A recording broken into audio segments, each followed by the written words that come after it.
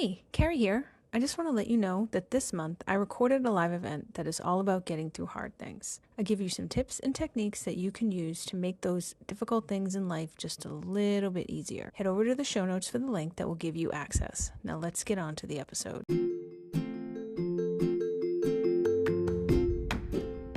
Hello, and welcome to the Moms Love Coaching Podcast, where we talk about self-care from the inside out for moms. I'm your host, Carrie McFarland, along with Angie Turgeon-Ledoux. We are certified life coaches and moms, and in this podcast, we'll go beyond the take a spa day advice and talk about real and sustainable ways that you can feel better, be happier, and stay out of overwhelm and burnout. You spend your life taking care of everyone else.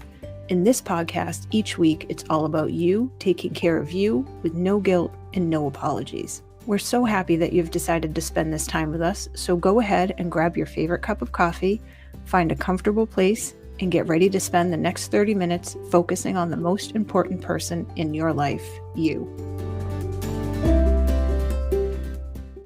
Welcome to Moms Love Coaching, Self-Care from the Inside Out for Moms. I'm Carrie McFarland. Angie Turgeon-Ledoux is here as well, as always. Hi, y'all. So today we're continuing with our series of getting through hard things.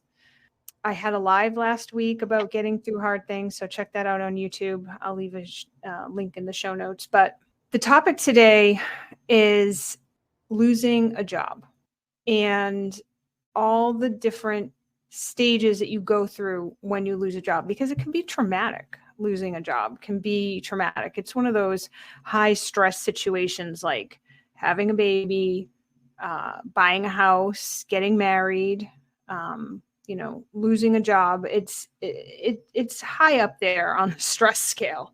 I think what makes it difficult for a lot of people is they're not expecting it.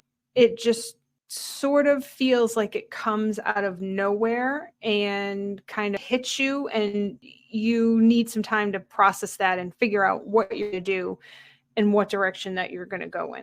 I want to talk about the stages that you go through, which are similar to the 5 stages of grief. When you lose something that is important to you or someone that is important to you, we go through a series of emotions before we can kind of move on from that event and start taking the next best steps. And the first thing that most people feel is denial. And that usually comes in the form of somebody thinking or saying, this can't be happening. This can't be happening to me. How is this happening to me? And kind of hanging out in that denial emotion for a while. Eventually that will lead into anger. And, again, everybody's different, but something along the lines of, how dare this happen to me? Or I can't believe they did this to me.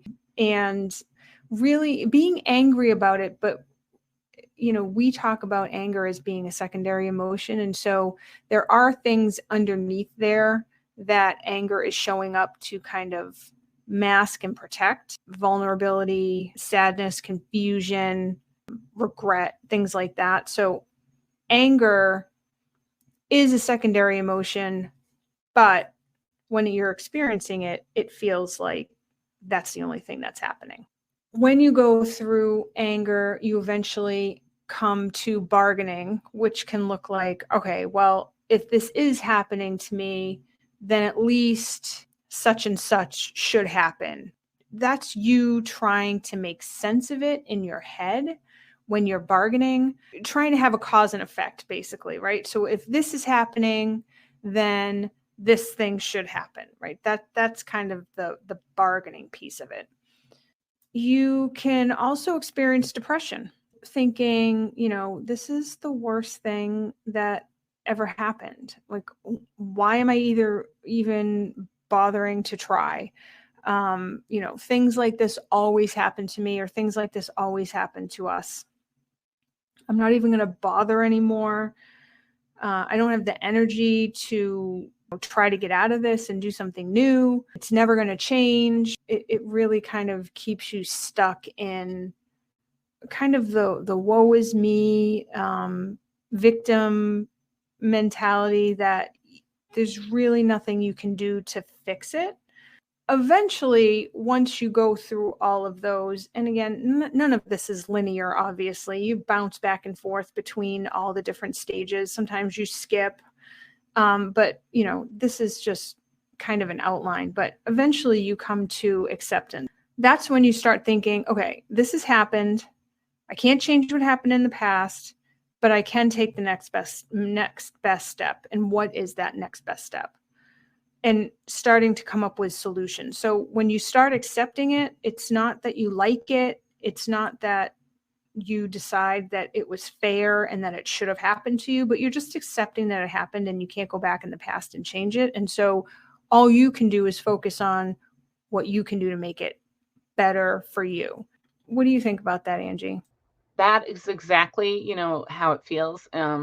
In terms of, I think the stages of grief are very universal in that. And I think there's been a ton of research around that, what happens when you experience the loss of a loved one, the loss of an expectation when you are like you've been working for a company and you expect them to take care of you.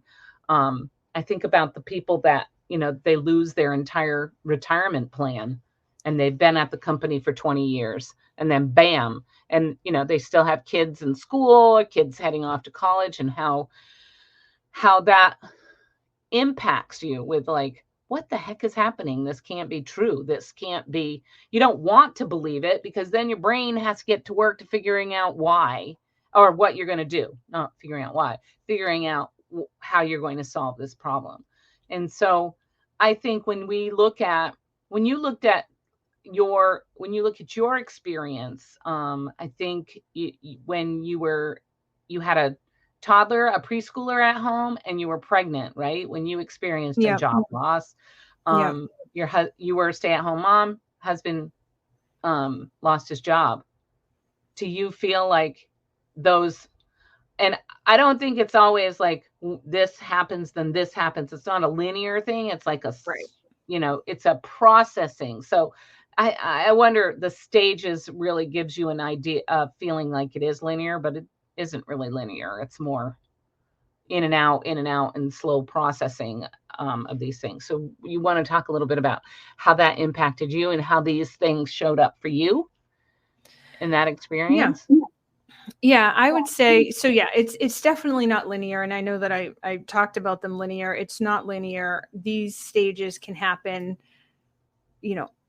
all over the place. I mean, you can start with anger and then kind of maybe even move to acceptance, but then jump back into depression if the steps that you're taking aren't working fast enough. And, so you can jump all over the place. In my experience, I had a lot of anxiety and I catastrophized the situation, which was kind of my go-to for everything. But I did have a lot of anxiety. I mean, it's stressful enough when you or your partner loses a job. And in our situation, like you said, it was my husband who was laid off, his company shut down. So we had no income coming in at all.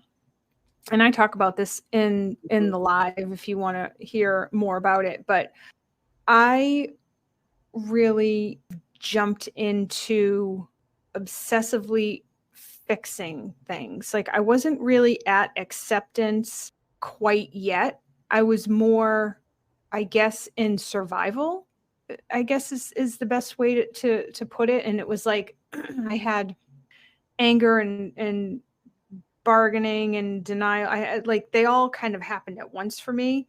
And I was just trying to make it so we could at least feed our family and hopefully pay our bills and just be able to survive at baseline. Because, like I said, it's stressful enough. But then when you have kids on top of it, like you're not just responsible for yourself, you're responsible for your kids. And so you're feeling that even stronger. You're feeling that sense of this needs to be fixed right now, you're feeling that sense like 1,000 times stronger because you have people, you have little humans relying on you. Jumping to anxiety and catastrophizing and thinking, I'm not going to be able to feed my family. I'm not going to be able to pay the bills. We're going to have to move, or, sell the house. We're going to have to move in with our parents. Those thoughts wash over you all at once and cloud your judgment on what to do because you're fearful that you are not only not going to be able to take care of yourself, but you're not going to be able to take care of your kids, which hits you in a more intense way, I think, than if you're not going to be able to take care of yourself. Well, That's kind of I think it's tied up a lot in the rules that we make up for ourselves. Like, I'm a parent. I'm not supposed to, I'm the one that needs to take care of these children. So even and this home and our pets or whatever, I'm the one. That's my job. These kids didn't ask to be here. I brought them here, and that sort of thing. And I think if you have a huge sense of responsibility, that you can use that in against yourself. I think in some ways that can motivate you. I think in your case that was like, I'm going to figure this out. Like there was an intensity in terms of how you were single-minded to like this, we're going to figure this out. And I think also I think you did in that episode. I highly recommend y'all go back and listen to that. You talked about reaching out to systems in the systems and finding help, finding people that could help you figure that out. That was a big key. Yeah. And and that's a good point, because when something like this happens, there's always a bit of shame and blame happening as well. And I think it prevents people from reaching out for help because of that. Especially help in the form of basically government assistance. I mean, that's basically what I was searching out, right? So I got WIC, it's not called food stamps anymore, but basically food stamps. I got into programs that reduced our utility bills. So we have gas and electric. So I was able to be on a reduced rate for a little while for that. And I got reduced and then free healthcare for a while. I mean, none of this was forever, but finding those programs to help us through that hump, when you're feeling shame about something, you tend to not reach out for help. And so I will say that I had some shame and blame. I would say I had a lot of blame on the company for shutting down. I think that's where my when you think about shame and blame, that's kind of where my thoughts went, is blaming them. But I also did have a little bit of shame for myself, because I felt like, I'm an educated, capable person, and I'm literally unemployed right now because I chose to stay home with the kids. Even though that is a choice that I made, when this happened, I felt like I should have been doing more. I wasn't doing enough. I really kind of doubted my ability. And for me, that didn't last very long, but I did definitely have that. I knew that I couldn't get a job at that moment. And so I did feel a little stuck.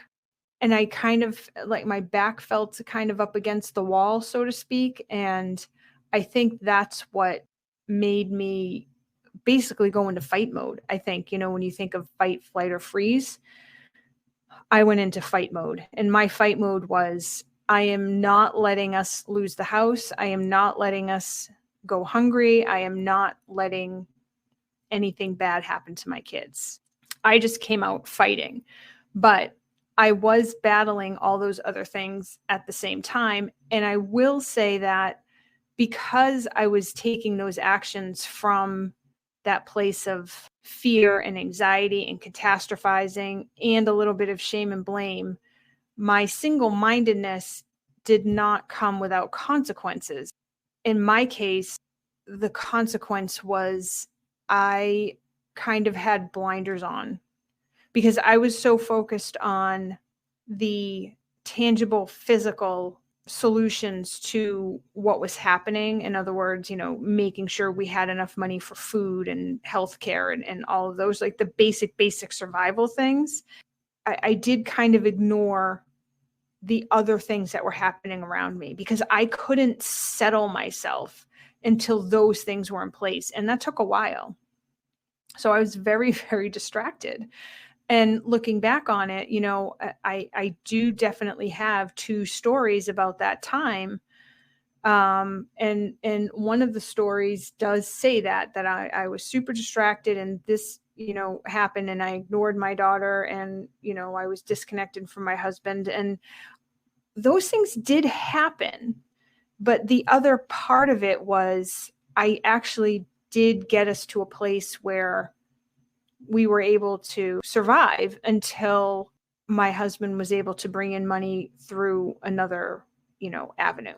And then eventually a few years later, I was able to go back to work and, we were okay. I think that the reasons behind why you're doing something. So when you think about, we talk about the model a lot. We think if you think about your thoughts create your feelings and your feelings create your actions. If you're taking action from a place of anxiety and shame and blame, they are going to look a little different than if you're taking them from acceptance and calmness and a sense that I will figure this out. You know what I mean? Yeah. And it's also, your brain is wants to seek that comfort, that certainty that your comfort's going to be assured. We are going to be able to eat. We are going to be able to heat our home and be safe. Then those stages don't go away. Like, you process through those stages, even if you postpone them for a bit, right? So do you think that, now, of course, you have a deeper self-awareness than you did then. If you could go back and tell that person that you were, what advice would you give them? I would say just don't be so hard on yourself. Things happen that are out of your control. You can always go back and sort of second guess yourself and say, well, if I did this, then maybe this wouldn't happen. But that's not super useful because no matter how many times you think that, it will never happen differently. And I think that's the part that is so, so hard to accept because that's what our brain does. It's like, well, if I didn't do that, then that wouldn't happen. And if he didn't do that, then that wouldn't have happened. And if she didn't do that, then that would, but it doesn't matter because it is what happened. So accepting that it happened, and also knowing that you don't have to like it, but just accepting it so you can stop that swirl in your brain and kind of focus on the matter at hand. And also, while you're doing that, realizing that it's normal to want to go through that process, the what if process, or I should have process, like that's normal. So just cutting yourself a break, like recognizing that you're doing that, and then cutting yourself a break saying, I get it. And also, while you're going through those hard things and also trying to take care of your kids and raise your kids, that is going to look different than when everything is working perfectly and everything is super smooth and there's really no bumps in the road. The way that you take care of your kids is going to look different when there's something that you're going through. And that might mean that they have more screen time. It might mean that they have more fast food. It might mean that you lose your patience more often. It could look like a lot of different things. And all of that is fine. You're doing, so you might have a value that, my kids never eat fast food, or my kids never have more than, 1 hour screen time a day, or no hours of screen time a day. and then you find yourself kind of going past your values, like it's fine. You're just trying to get through the day and make sure that everybody has what they need. And sometimes when you're going through something, you're going to have to do that differently, and just sort of going through your own grief process about that. Like, I thought it was going to be like this, but it's not turning out to be like that, and kind of going through your own grief process about, the way you thought it would be, and then coming to acceptance of, this is actually the way that it is, and it's fine. It's okay. I think that would be the biggest thing, is because I did that a lot. I beat myself up a lot about, well, I shouldn't be doing this. I had very, very strict rules in my head about what kids should and should not be able to do. And then when I had to start breaking my own rules, I felt like I wasn't living up to the way a mother should be. And so I had a lot of judgment and blame and shame for myself around that.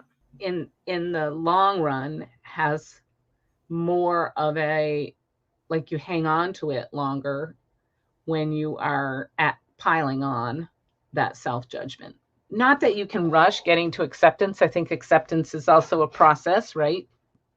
I mean, acceptance of ourselves seems very related to grief stages, though. Like when we disappoint ourselves and we're not showing up in a way that we want to. And I think moms have a lot of that sort of thing. There's a reason they say mom guilt, right? It's, we have all these ideas about how it should be and how we should be reacting and how we should be putting up a strong face. And I think when I hear you say, but it's, that is okay. That is how it is. If you are finding that you are resorting to some ways to make it easier, that's your brain trying to make it more bearable for you during a tough season in life, if you will. There's also that thing about giving yourself some time, giving yourself that time, and that, what is the word, grace, giving yourself grace in a situation where you have to figure things out and you have to make sure that you can keep your family safe. It's like, I'm doing the best I can. I'm doing the best I can. I'm doing the best I can. But you might just not be yourself in that time of hardship. And that is okay. And give yourself some grace. Yeah. And also, I would say question, like, if you think about it, where do those rules and values that we have for ourselves and how we're going to raise our kids, like, where do those come from? And they come from how we were raised. They come from society. They come from our own interpretation of what happened to us when we were growing up and even into adulthood. So the values that we create, and I'm not saying that the values that we create are wrong in any way, but just to kind of loosen that grip on, it has to be this way or I'm not a good mother. Think about that. You created your values based on certain information that you had at the time that you created it. And as life continues and moves on and different things happen and you start getting new experiences and new information, you might start to update your values or change your values or kind of loosen your grip on what you thought was the right thing at the time for you. And now you're realizing that, that really doesn't work for me anymore. And that's okay too. Our values are just our beliefs, which means that they're really just our thoughts that we practice more often than regular thoughts.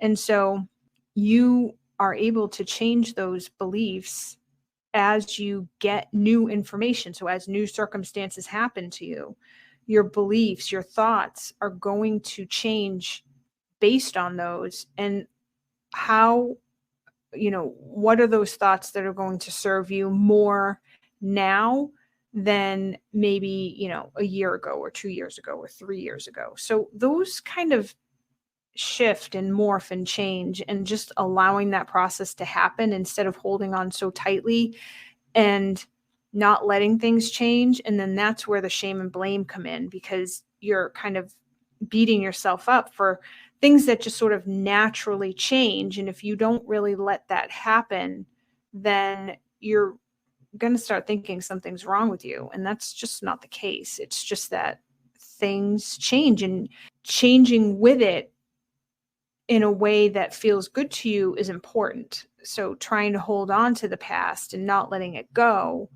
that's kind of what creates all that resistance and shame and blame and negative self-talk. And then you're not serving anybody. And that spills over into how you communicate with everybody, including your kids.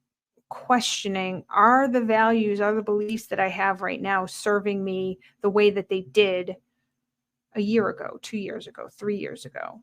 So a couple of things. We talked about the stages. You want to be able to experience those stages and move through them in a way that helps you move forward. So you don't want to rush it, but the tricky part is not rushing it, but also not really hanging out there indefinitely. So for example, if you're feeling depressed about what's happening, kind of letting yourself feel depressed, because yeah, it makes sense that you would be feeling that way for a little while based on what's happened, and letting yourself experience that so that you can move through it and experience it fully, but also not getting stuck in the middle of it. Does that make sense? So you want to move through those stages and not get stuck in them. Even though you don't want to move through them super fast, you want to be able to move forward through them. And that's just about feeling them all the way through. And again, we talk about that in our coaching, and I don't want to get into the specifics about that, but there is a technique to do that.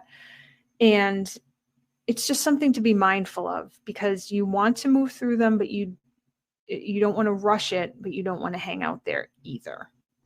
Well, I think that reminds me of, the whole point of our podcast is self-care from the inside out.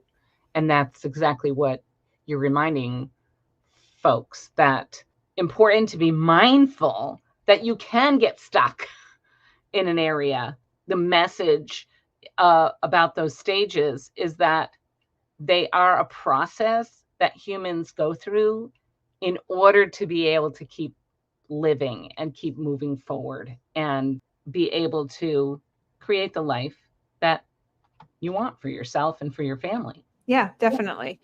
I want to leave on this note, because I think it's something that people don't do enough when things like this happen, because they're so focused on all the negative things that happen when something like this happens. So when you lose a job, you're thinking about, I'm not going to have enough money. I'm going to have to move. I'm going to have to move in with my parents. We're not going to have enough food. Can't pay our bills, right? All that stuff like swirls in your head. How am I going to get a new job? It just sort of takes over your whole thinking. And I just want to offer that in the middle of all that, when you come to a point where you can sort of take a breath, consider the question, how is losing this job the best thing that could happen to us or to me? And that seems like an extreme question. And I'm not saying it is the best thing that happened to you, but just sort of opening your mind to the possibility of what are some of the good things that could come out of it. So it just sort of opens your mind a little bit to, all right, what is the one good thing that happened, that could happen? For me, it's new possibilities. I don't always know what those new possibilities are, but there's new possibilities. And so for me, that thought brings comfort. For you, it might be something else. So what do you think about that, Angie? I think that is, in any tough situation, thinking about, okay, what is possible here? What could be an outcome from this, an unexpected positive outcome of this. And I don't think we have to search very far sometimes to find that. In my experience, it's usually strengthening my faith in myself, in my own ability to solve problems, or looking at how my family came together, looking at the things I can be grateful for, that I live in a place where there are services that help families that are struggling. In the case of a unexpected job loss, that can really help shift a little bit. Like gratitude, it's gratitude. I think it's what can I be grateful for here? And it sometimes is a stretch, but that's reminding yourself that that's available to you. It could be a little piece of warmth, a little mind hug you give yourself to help you get through I like that. that difficult, that challenging thing. Yeah. Well, your brain loves to answer questions. So when you ask it that question, you're automatically going to start thinking about stuff. Even if you're like, that's not going to work and that's not going to work. You're going to keep thinking about it until you find something that's like, okay, maybe. We really truly hope that you're not experiencing this challenge. Yes. But if you are, there are some things that you can do to ground yourself in self-care and loving yourself through it. Okay, well, we're going to end it there, everybody, and we will see you next week.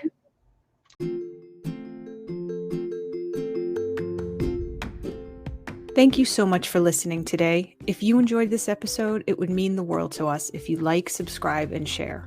And don't forget to leave us a 5-star review on iTunes or Spotify. This makes it easier for everyone to find us and helps us spread our message about self-care from the inside out. Have a wonderful week, and remember, making yourself the priority is the highest form of self-care.